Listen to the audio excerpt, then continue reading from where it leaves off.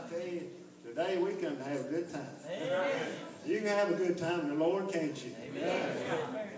Amen. It's good to be here today. Good to see everybody. We got Kleenexes. We pull them out of our pockets and everywhere. Wipe our noses sometime, their eyes. Amen. I tell you, you'll get a little bubble out of you when you get a hold of the Lord. You will. I tell you, you get a hold of the Lord, I tell you, you'll try to serve Him just a little bit.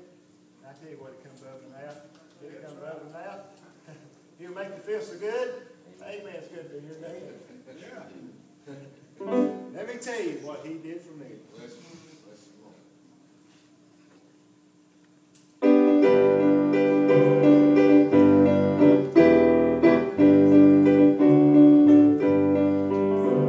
I was thinking a minute ago we was singing, and I was thinking about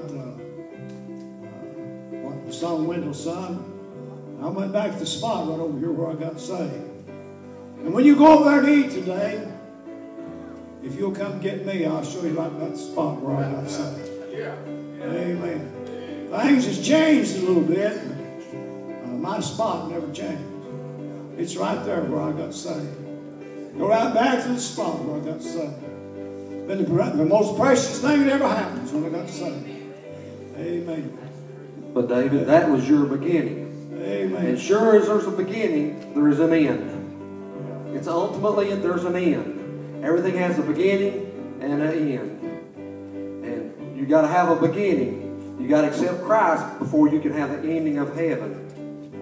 And you need to think about that today. Where are you going to be at the end? When you draw your last breath, where are you going to be? And it's serious business. And God gives us time. And you're here today. He's giving you an opportunity for your beginning to begin at this homecoming. Just as David's beginning was over at the old church in the yard, your beginning can be today right here. We ask you, we beg you today to let this be your beginning.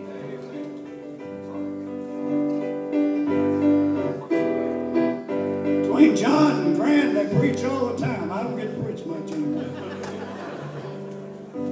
In an old country church by the roadside, I sat in the very back pew.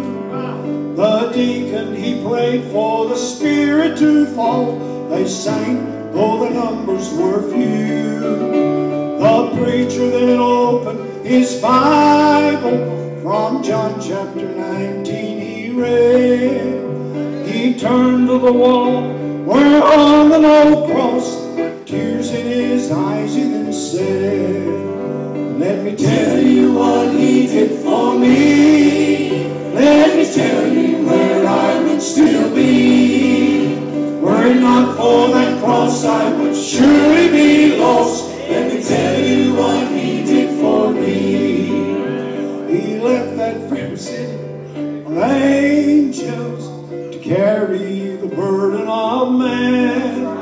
In heaven He suffered no heartaches, so He came to view them firsthand. Though He spoke of love and of mercy, they placed the thorns on His head. They thought they came to watch a man die, but He came to save them instead. Let me tell you what He did for me.